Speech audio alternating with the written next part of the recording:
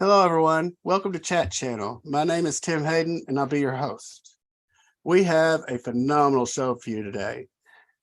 Our guest is the amazing Adrian Pasdar. Adrian is an American film, television, and voice actor, as well as director and writer. He is known for his roles in Top Gun, Prophet, Near Dark, Carlito's Way, Judging Amy, Supergirl, and as Glenn Talbot on Agents of S.H.I.E.L.D. Additionally, he's directed the feature film Cement and others. He is also the voice of Iron Man in the Marvel anime, as well as the animated series Ultimate Spider-Man and Avengers Assemble. He is probably best known as Peter Petrelli in the hit show Heroes, not to mention the numerous awards that he has won. Let's add Adrian to the show.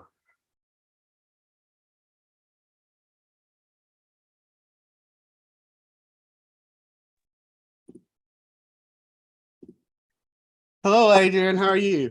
I'm good. Hey, how are you? Doing well, doing well. How's everything going? It's fine. Yeah, getting through a little bit of a rainstorm out here, but loving it. Well, it's short weather right here right now, and it's supposed to snow tomorrow. So, Oh, nice. Where you at? Kentucky. Kentucky. Oh, it's supposed to snow. Is that right? Well, some flurries. They said up to a half inch, maybe, but Nice. I mean, it's like 75 right now. Welcome to Kentucky. You change 3 times a day, every season in a day. What can I say? So let me start back to the beginning like I normally do. What was it like growing up in a German Iranian household? Because your father is Iranian, your mother was German. Yeah, my father's Iranian, Persian. My mother's from East Prussia, which is now part of Poland. I was the first generation, American here in my family, and it carries a weight, and it was interesting growing up with. Now that I look back, my perspective, I can look at things differently. Yes. They just did a great job, as I think most immigrants do. It was a really great fortune for them to be able to come to this country and make their life, and they did. And it was a solid household. I loved it. Well, I mean, your dad alone was a surgeon, so He's a heart surgeon. That says a lot. So, do you come from an artistic or acting home? Not particularly. I don't think there were. My parents supported the arts, by going to them and contributing to various funds, but that was really the extent of. Nobody really played music, or I did a lot of plays and started playing music as a child. I think I was the first in my family to do that, which was really fun. They were very supportive of that in the best way they could be.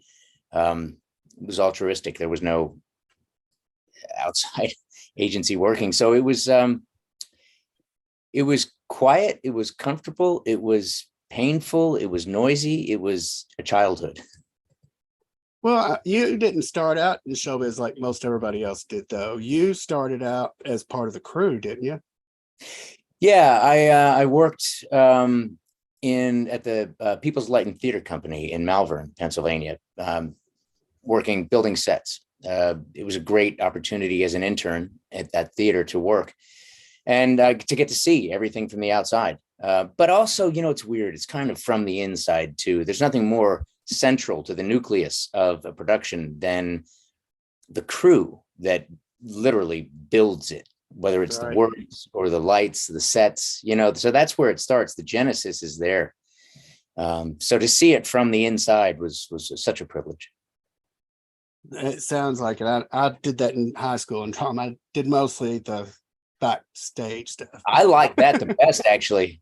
That was if I'd have thought a little bit more about it, I would have pursued a career behind the camera my entire life. If I'd have known a little bit more, if I'd been a little better informed about what it meant, I think I might have chose what you're talking about, behind the scenes part.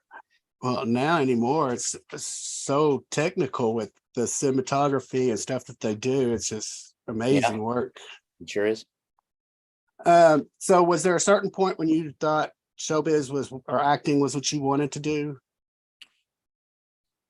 or was it a gradual thing? No, it was, I didn't see myself as having a lot of options.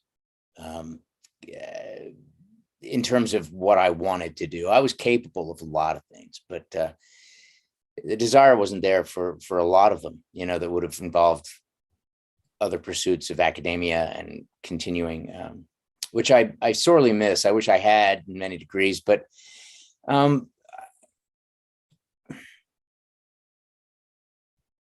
it's hard to say.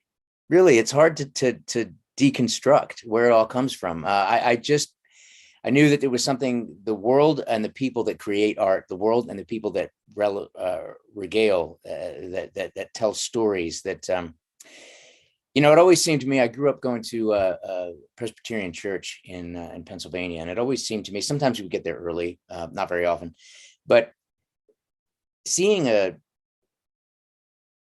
church fill up is very similar to seeing a theater fill up.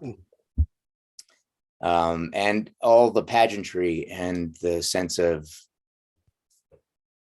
promise and the hopes and the betrayals and the promise, just the things that we go through in life are very similar in a church that they are in a theater.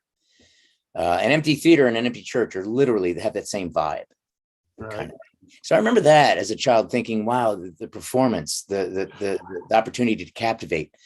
So that was brought into me, with truth, with idea, with concept, was brought into me early. So I guess I just followed that path, Tim.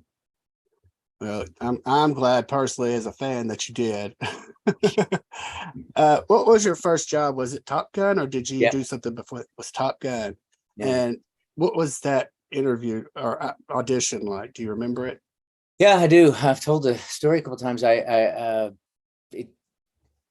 It was at the Paramount building, the Gulf and Western building on 59th Street, Columbus Circle in New York. And I remember going up to the meeting and reading the sides, the audition part, and Tony Scott just saying, you're the right person for this. We don't know what we're doing exactly. We're painting a picture, but you're the right color. And I want us to work together. I want you in this with us at some juncture. I don't know how. And that was how I left the audition, thinking that's how they all went. Everybody just tells you, oh, we'd love to have you, Right. Figure something out. I had no idea. And then it just came to pass that I got the job, and that was it. He kind of wrote Chipper for you, didn't he? They did. There was no part written in the script that I was too young, really, for all the parts that were written. I think I was 19, 20. And so they had to kind of craft me in there, and they did. And it was a wonderful experience. Very funny. Did you have any idea how big that movie, not only that it became, but it still is? I don't think anybody really knew. You never know, but there was a sense, I can guarantee there was a sense on the set of doing everything right in terms of, moral implications aside, because in the end, that movie's just about, if you shoot down the MiG, you get the blonde. Right. That's but at that aside, there was a concept, I think, that was in the ether, that they were doing everything right. Everything was hitting, everything was locking, everything tracked, every scene was nailed. The energy on the set was, there was a continuing forward of every element of it, that there was never a looking back going, oh, did we get that right? Which I'm sure there was. I mean, I didn't see that, but there was a sense of that on the set. So did they know it was going to be a huge? Probably, but not this huge. You have to remember, big back then was different. Right. It was a big movie, and it came and it went. Nobody had the idea of staying power. Digital. It definitely stayed. Did you get to fly on that? Yeah, they took everybody up. That had to be cool. Yeah, it was pretty cool going up. Mach 1 toward. I think we got up we were up toward Salt Lake City, somewhere up there from Miramar, and back and forth in something under 25 minutes. which is, Wow, that's unbelievable. yeah. I mean, you're going so fast. Terra firma. That's the thing. You ever been on a treadmill and you get off and you feel like you're still moving? Oh yes. It's kind of like that, except for multiplied by 1,000. When you get off the Wow. plane and put your feet on terra firma on the ground, you feel like you're still moving. And I think everybody threw up.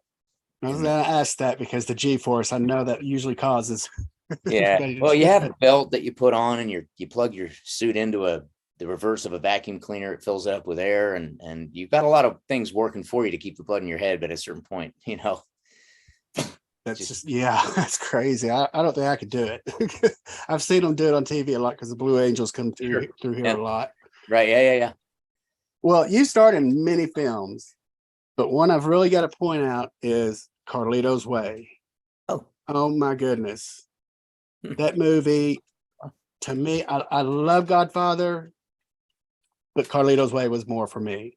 right. Yeah. It was. Yeah. Okay. I mean, I was doing a play on Broadway off Broadway at the time, and I couldn't do the part that they had hired me for because I was working. So I had to come back in and play the brother of the guy who, and that was the whole scene with Sean and Al and everybody. And I'd known Sean for years, and it was just it was really nice. It was a very illuminating experience.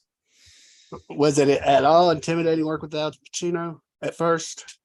He just seems like he gives that vibe off. Not really. No. The funny thing is it's weird, Tim. Once you get in to the circle of creation, there is no more of that. Oh my God, I can't believe I'm here, and what am I doing? How am I gonna? That kind of leaves you.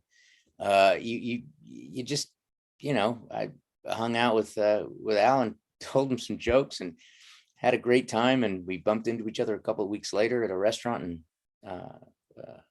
off of 43rd Street, and saw each other. We had a great time. It was a great convivial relationship, and it was just predicated on the nature of the scene because we had a lot of time off. Right. So yeah, Sean would be in the back of the boat and Alan would be up front because we had to be quiet. We're the only ones up front. Everybody's out back filming, and so I had these hours to spend with Al just talking about stuff. It was wonderful. He's a great guy. That's very cool. Very cool. Well, I know your time's limited, so I'm gonna jump ahead to another one, another TV show called Heroes. Mhm. One of my favorites. Is that right? I would, yes, for sure. I just rewatched it for the third time a few months ago. I haven't seen it since it came out. I love it. I love every one of you that's in it. They couldn't have got better people to play the characters. I mean, they just couldn't. Thanks, man. It was a great, just the set and the people. Everybody from Leonard Roberts to Milo to Hayden to everybody I worked with. It was a great bunch of people that put together a real heartfelt story. And I think, in the end, that's because television, I think it's always about family, right? Yes. Whether it's the Sopranos or the Simpsons, it's about family. And that's really what we created with Heroes. We had a family in the beginning of disparate elements, disparate humans that came together in a way that they were pulled together, not drawn together, pushed together, I guess. So it was a lot of fun, and they were really wonderful people to work with. Some of them are my best friends to this day. Do you made me think of a question. When, like, you come in to do one season, do they already know ahead of time where they want this story to go in season 8 or 6? Or do they do it as they go along? Yes and no. I think they have an idea. I know they have an idea about where it's supposed to go, but then predicated on the success of the series and certain characters' developments, you'll take that trajectory and follow that more. I think, how we went from Heroes to Zeros in 4 years. I'm sure there'll be a course at Harvard at some point, how to do it so fast. But I think there's a lesson to be learned in exactly the question you asked. Where do you keep your story? How do you keep your audience? How do you keep your family? The storyline that stands out the most to me about that question was Hayden's character, how she was the stepdaughter, and then, a couple of seasons later, I love how they did it, but she was your daughter, ended up being Nathan's daughter. Mhm. And I loved how they did that. And, that's what made me think if they knew that that's where they were going to try to curve. But, Tim, sometimes those are the kind of things they do have a track on. The big points, the big things that change the trajectory of relationships. Those are Right. the Bible from the beginning. Those are in the book. But how you get there is how it changes very often, depending on how good somebody is in a show. It's based on, and also what's going on in the writer's room. Who's in charge. That's how things get decided. It really, if you're present and you can run a show, it has a capacity to run for a real long time. I'm surprised that one didn't, because if anything runs 4 years, you think it's going to run at least 7. But you had George Takei and all of these other celebrities that we had anybody we wanted, basically. I don't say that out of arrogance, but it was out of we had created a good thing that people were saying yes to. If you wanted to be they would reach out to. We had scenes with Stan Lee. How great is that? I can't even imagine that. Just to have him on set. I met him at conventions, and we'd known each other peripherally, and had our picture made together a few times and stuff like that. But to have him on set was real cool. So people like that would come on. Yeah, like you said, Takei, and very cool. Well, it was like you said, such a phenomenal show that everybody wanted to be part of it. Kind of like the original Star Trek, if you think back. Mm-hmm. So many people, Joan Collins, so many actors and actresses just wanted to make an appearance in that, because it was such a good show at the time. Yeah, that's how every TV show works. You have big stars coming in. What they dropped in on Friends. Yes. And then people, eventually that starts happening with a big hit show when it does well. So, yeah, we could have gone a lot further, and it's a screaming tragedy that we didn't. I know that they killed your character off towards the end, but do you think they might ever revisit that show again? Well, I'm dead. Well, come on, we're a superhero, so Superman was dead in Superman versus Batman too, but he came back. Yeah, I guess anything can happen, and there's just it was a hard pill to swallow when I found out that I was gonna die. So it was tough, because I felt like I was leaving a family, not leaving a show. Well, you were the main character. It was, no, but we were all, but it was the personal, connection I had with everybody was pulled away from me, and that was the hard part. Not leaving the show at that point wasn't that hard, to be honest with you, because it wasn't that great at that point. But it was the people, Well, I asked you earlier what it was like to fly in the MiGs, so I'm going to ask you again. What was it like to actually fly without anything? It had to be so cool to do that. Well, that's what you saw. But what everybody else with the grips and everybody else saw was me hanging by a harness 60 feet over a cement floor with a bunch of green screen around me. And that harness, it was just perfect. It was built by the Cirque du Soleil folk. And there's one thread. And I'm talking harness. This is a harness that's holding your body, death level above the ground. So it's got to be one thread. So there's no, and they make this whole beautiful harness for you. And I'm hanging by it, and it pinches. That's what flying's like. Everything's moving, but you, like, you're static. The camera's moving. There's smoke moving past you. There's, back the green screen. There's stuff. You're just not moving. It's the antithesis of what you think, but you got to look like you're moving. Well, from what I saw, it looked awesome. Yeah, from my perspective. Good. I'm glad. Well, you moved on to another pretty big thing, Marvel's Agents of S.H.I.E.L.D. Yeah. Those are good folks. You got to not only puncture Marvel's bubble, but later on you got to do what most people don't and puncture DC. There's not many people that have had that opportunity to cross. Well, to cross-pollinate is really tough. I tell you, I did Supergirl. There was a big guy. There's a lot of conversation between the Marvel and DC folks about how you can cross universes. And at that point, it was like they didn't know. They didn't know it. People are going to accept wherever it's not like right. But they were really worried about playing Morgan Edge, and he was in DC, and then and then being in Marvel, Talbot, and all this stuff. Talbot. Yeah, but it worked out pretty well. And boy, I miss those folks too. That Agents of S.H.I.E.L.D crew was just top shelf. A lot Oh, of for some sure. heroes, actually. I knew a lot of the sound guys and hair and makeup. And I mean, it was all, so the crew was kind of, it was nice to be, it was kind of a homecoming in a way. Right. I mean, and again, your career, I could only fit in so many shows on this episode, but your resume is probably the best, most envious resume I've ever seen. Oh, wow. Thank you. I didn't set out to make it that way. It just kind of came together that way. But it's phenomenal. I mean, number one, everything you're in, you're phenomenal. You have a phenomenal co-stars with you, and I am a huge fan of yours. Oh, well, thanks. You're embarrassing me. Well, I don't mean to embarrass you, but I am a huge fan of yours. Thank you very much. I appreciate that, Tim. And Supergirl, that you brought that up. That was another big crew or stars to join cast. Yeah, Melissa Benoist and Mehcad Brooks and the whole gang. It was, Yes. and I spent so much time up in Vancouver. They call me Canadian. And so much time working up there. Prophet was a big show I did up there, and uh Supergirl was, some of the crew we had were the same. It was a wonderful experience to be up there. Vancouver's just a great place, man. It's a great place to make movies. I was talking to Marie Wilson yesterday about just this subject because she's from Canada, that how it used to be Hollywood, New York.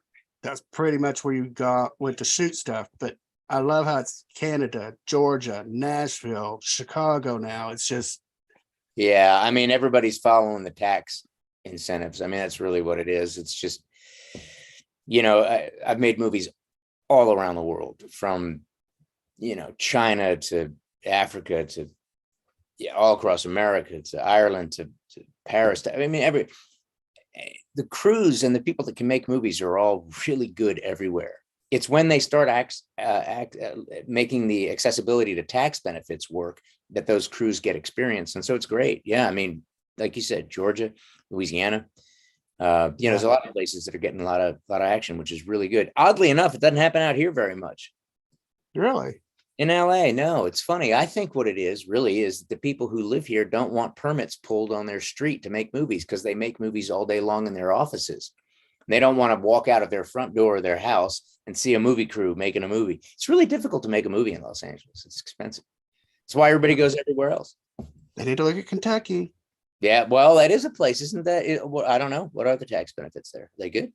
I can tell you the cost of living is like it's the cheapest in the United States. Right now, our gas per gallon of gas, it's like $3.20. Is that right? $3.20. We're paying $7 here. It's like loaf of bread under $1, milk's under $3. That's crazy. I mean, it's great. That's not crazy. What's crazy is the opposite. Yeah. That's why I love Kentucky. Being in Kentucky, because the cost of living is great. Yes, sir. Well, I'm going to bring up something that from a long time ago, most entertaining thing I've ever seen. One of my favorite songs and videos, Earl. Earl had to die. Goodbye, Earl. Yeah. That had to be so much fun working with all those. Yes. That was great. With Dennis Franz, and I had Lauren Holly was there, and Michael DeLuise, a good friend of mine, and he came out. He was my partner in that. He was like a deputy dog. Yes. Yeah, that was funny. That was a few years back. You're right, Tim. That's a few years back. You and I are close to the same age, I have to say. So I'm 57. So yeah, I mean, I'm 50. I'm only 7 years behind you. Close to the same age. Not that far either. Yeah, but just think about it. 7 years ago, you were 43. That's true. 7 years to be 57. That's true. Yeah, different. I'm not sure you can answer this question. I ask all my guests this because you've already worked with so many amazing people. Is there anyone that you would still like to just really work with, do something with?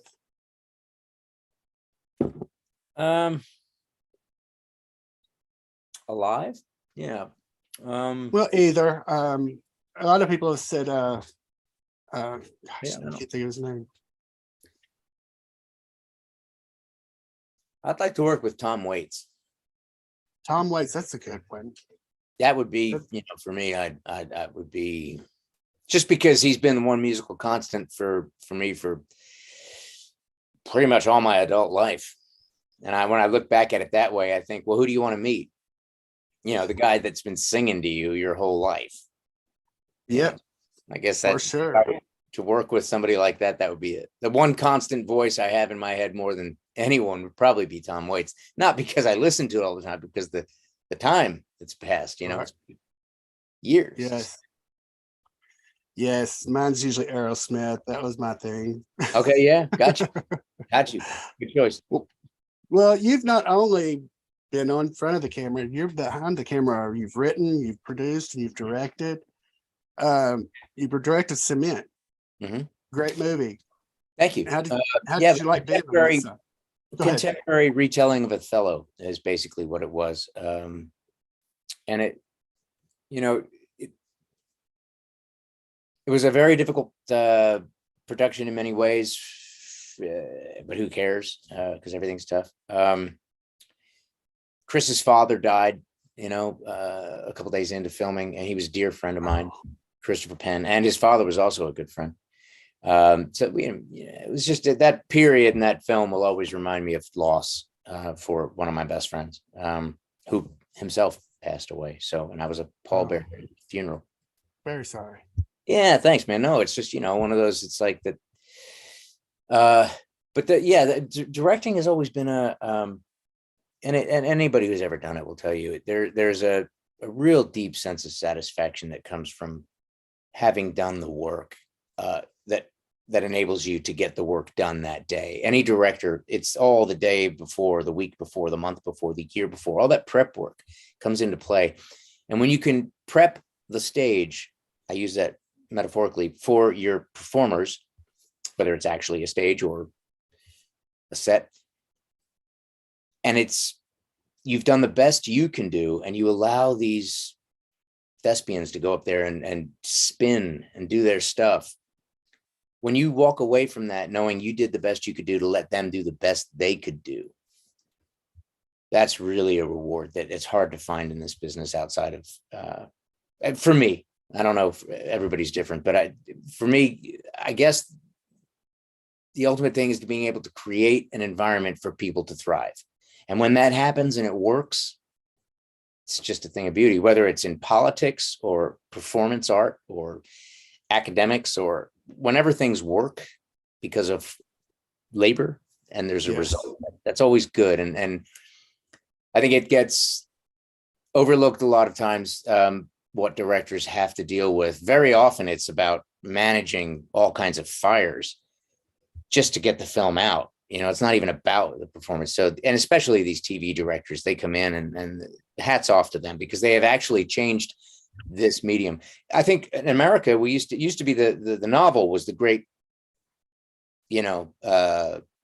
form of communication, and then television, or I guess radio, replaced that a little bit, and then television replaced, or movies replaced that, and then television streaming replaced that. So now streaming is, by way, the great American novel, and directing is really a great chance to contribute to that element of art.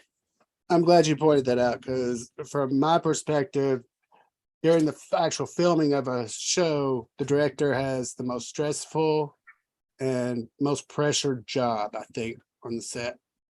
And it can be like that. It can also be like my friend Kevin Smith says, the director has absolutely nothing to do with the show, TV. Kevin's point of view is, he was directing one of the Supergirls I did. His point of view is the director is the least important person on a TV show. You guys know what you're doing. The DP knows what he's doing. The sound guy knows what he's doing. I'm here to stay out of my own way and yours. If I do that job really well, I did a good job directing. That's Kevin's point of view. And that may be applicable toward TV, procedural TV. But I think, obviously, in long form and in movies, you've got to have a different point of view. Well, you've won many, many awards for a short film you did, Queer Fish in God's Waiting Room. Yeah, we're still winning. It's crazy. And well, that's why I couldn't list all of your awards because I think when I counted just from what I saw on IMDb, there were 13 just for that one. Something like that. I don't know. It's hard to keep up at a certain point. It's nice. It's really good. The film's done really well. It was a lot of fun to do just before the pandemic hit. We shot it in Brooklyn. Barry Markowitz was our DP, who shot Sling Blade, All the Pretty Horses, Crazy Heart. He's just one of the most prolific directors of photography. So, and he's a good friend of mine. To be able to work with him was fantastic. A good friend of mine wrote this book, Queer Fish in God's Waiting Room. It refers to, the title is Queer Fish, something queer, something in England you would say is queer if it's odd, right? You would say that? Yes. Queer Fish is an odd thing. God's Waiting Room is what we refer to Miami as, where people go to wait to die. Right. So that's God's That makes sense. So it's Queer Fish, and in the book that he wrote, they end up going through Miami. So it was Queer Fish. They're traveling from England around the world, staying in pensions. It's three friends. They're just taking a world trip, and they end up going through Miami. So Queer Fish in God's Waiting Room is where the title comes from. But it was a lot of fun. We did it and just continue to win these awards, and it's great to be a part of these festivals, which is the best part for me, is getting to see other filmmakers work. And anybody who's ever won an award will tell you the same thing, because after the first one's really fun. Second one, you're like, yay. Third one, you're like, okay. And then third, fourth, you're like, okay, wait a minute. Let me just refigure what I'm looking at here. Where am I? It's not about the awards. It's about the people I'm with. Right. And going to see the films that are in competition with you and talking to other directors is the most beneficial part of the whole process. So it's been wonderful, and I'm grateful for it. I love that too. That y'all camaraderie there. That's what it between is. Directors instead of competitors. Well, I mean, film, it's funny. Film was based, I think, in large part on the military. When you think about it, you got your general, you got your director, you shoot film. It's a magazine of film. I mean, it's all military terms, It is. and the structure is too. Assistant director, you've got your sergeants, your privates, first class. You got the structure of a film. So what is the most essential element in combat that we've learned from, ironically, movies? Camaraderie, right? Isn't that the thing that comes through in all our war movies? It's like, I'm doing it for you, buddy, and all stuff like that. Right. So the camaraderie is what the spillover is in the process of making movies. The structure has been structured after the military hierarchy, but the camaraderie really lends itself. And the only big difference being we're not being shot at. Right.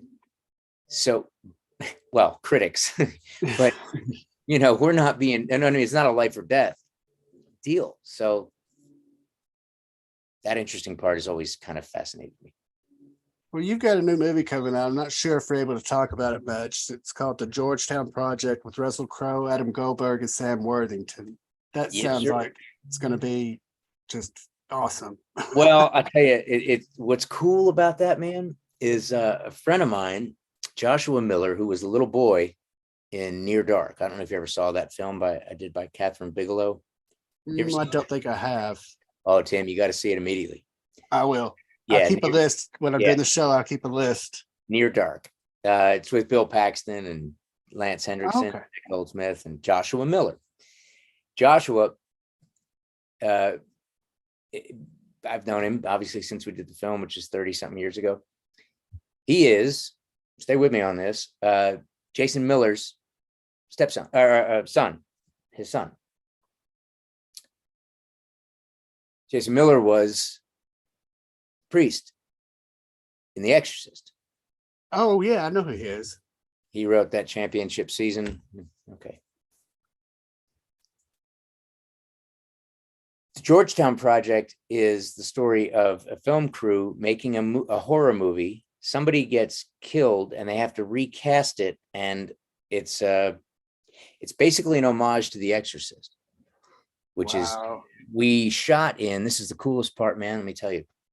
We shot in, they built this brownstone house on a stage in Wilmington, North Carolina, 4-story brownstone. Now, that's a big house. It's in a 300,000 square foot soundstage. So it's the whole house, except for minus one wall, the back wall. Gone. All right. So the camera could go up through floors or from the outside, from the first floor to second floor, third floor, fourth floor, right? It's the whole house. Cool. And it was decorated. It was outfitted. It was a house. You literally could live in it. The beds had bed sheets on them. There were glasses in the cupboards. It was all done, right? It was an exact replica of the house from The Exorcist. No. So that's the scary part, because when I walked onto the set, you walked into the house and I had to rehearse this scene that I was shooting the next day, literally shooting the next day. And in that scene I'm shooting the next day, it's a rehearsal. The scene is a rehearsal. So I went the night before and did the rehearsal. So I had, something to bring to it. And I was on the soundstage alone, and it was that house. And it was to the T of the house. Now, if you remember The Exorcist, like I do, you remember the house, you remember the staircase. The stairs. I was going to ask you if the stairs were there. You remember the staircase. You remember Yes. the bedroom. Well, let me just tell you real quick. The Exorcist, I've seen it twice in my life.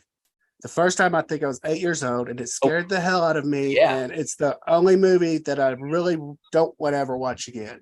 And it's not because of the movie; it's just because it traumatized me as a kid. You know, Sorry, I didn't mean to interrupt you.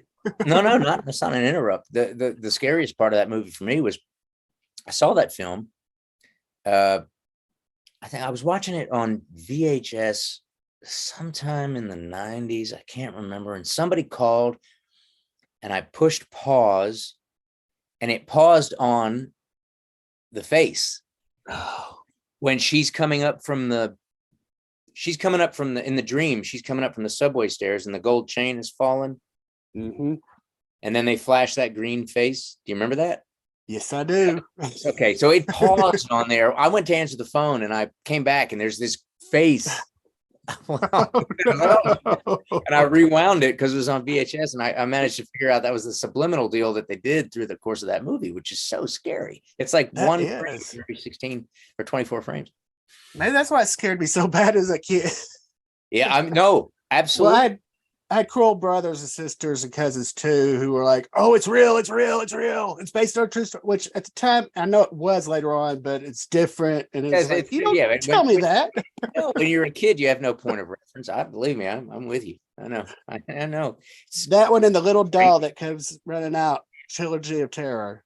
Right, Trilogy of Terror. That. Yeah. It's scary stuff. That little doll still scares me. Well, I know what not to get you for Christmas. And I love horror movies, but just The Exorcist, I can't do it.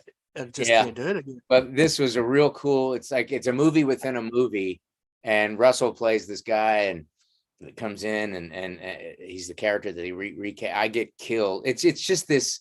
I get killed in the very beginning, and he has to replace me as the character in the movie that they're filming, and then weird stuff starts happening, and it's all kind of. And Kevin Williamson was on it, from Scream and all that. I mean, there's some real good people. So we'll see. I don't know. We'll see what happens. Well, I could tell you anytime I hear a movie that has Russell Crowe in it, Sam Worthington, or you, I know it's going to be good. I mean, honestly, I know it's going to be a good film. Yeah, regardless of what it's about. And Joshua directed it. I guess that was my point. Joshua Miller wrote and directed it. The kid from Near Dark. And when you see Near Dark, Tim, you're going to remember that. I'm going to watch it tonight. Love that movie. I can't believe you haven't seen that yet. I'm lucky I'm in it. I'd be a fan if I wasn't in it. I'm going to be watching it tonight. I'll find it. It's good. Perfect one. Had I thought about it, I'd watched it ahead of time before this, but gosh, you'll get there. I will. Well, I'm going to ask you a couple more questions. I know you've got things you got to do. You've got some gorgeous children. Thank you. Are any of them showing interest in starring or acting? Nope. I think I've successfully steered them away from the life of an actor. They are musicians, and they both have bands. My son plays with his mom on tour. He's played with her over the course of this summer and fall, and he's going back on the road in February or March. And my other son's going back to college. He just graduated high school. He has a band. Not From England is the name of their band, and they are really good. So Well, I'm I'll tell very you lucky. what, I'm very blessed. I've been trying to get some musicians on if either of them are interested in doing a little desktop concert Sure. little thing and come I'll on and put it talk to out. me. Yeah, sure, man. I'll put it out to both of them. See There's how another young lady, her name's Eva, I think it's Eva Marie. She's phenomenal. She's got 3 songs, but she's phenomenal. I'm trying to get her on, right. they're going places. Yes, sir. Your sons are going places. I've They're kind of watched doing, some of their stuff, but they're doing their thing. Not from England. The band is really good, and they just shot a video at the house I used to live in, and it's fantastic. I couldn't be more proud. well, I mean, that's why I asked you about coming from an artistic family. I knew your kids were going to be artistic in some way because of who their parents are. They're Right. both artistic.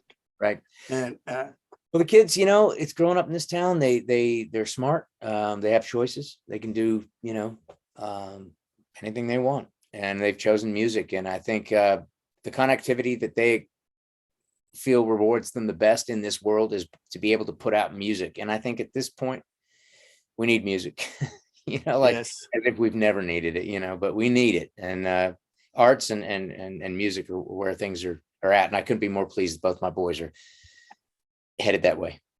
I listen to music all day long while I'm working, and then I go to TV. Right? We all do the same thing. We can click over to the TV and leave that on. Yeah, I'm with you. I'm just a huge TV buff, and that's where this show came from. Because all my friends and family they tone me out when I start talking about celebrity or anything. They just tune me out. I've Well, got you got people to your talk about now. Right, I've got this now. Well, I won't keep you any longer. I hope you'll come back because sure, Tim. so much Anytime, give me a more. holler. Love to. There's so much more I want to talk to you about. Sure, man. Gosh, Give me a holler. See near dark. Come up with some good questions. I'll answer them all. I'm going to. I'm going to watch some other ones too. If you'll hang out backstage for just a minute, I'll be right Sure. back there. You bet. Thanks for being here too. You bet. Thank you, Tim.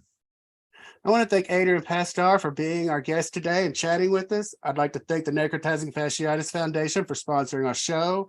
For more information on necrotizing fasciitis, please visit www.necfasc.org. necfasc.org. Please subscribe to our YouTube channel for more upcoming episodes. And please remember to be kind to one another.